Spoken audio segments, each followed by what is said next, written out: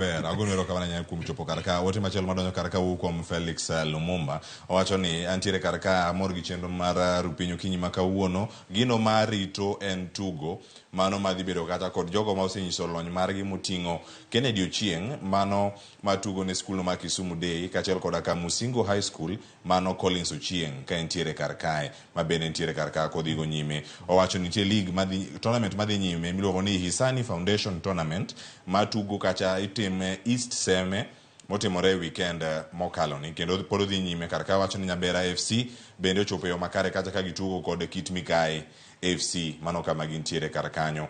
Ote machielo ma bende ntiere wuok Kiabuya Primary School mano kama ntiere adhula mobendo bagi mano mara Lilian Ngala Tournament Cup ma bende timore Kiabuya ochakore odiochieng' manyoro ringo nyaka tarik 15 ka ntiere karka joloch boyudo mich ma opogore kama gintiere tuke gi medo mana donyo kora mag jwang' med ornwa ote e pewa mag tuke wadhi bedo karka mondo wakelni weche gi mag tuke kaka gimedo mana donyo to mondo mi jogo mantiere koda live e mbui mar Facebook kik ne kodwa marach ang'eni watieko karka ka koro warango gi achiel kachiel. Awacho ni ote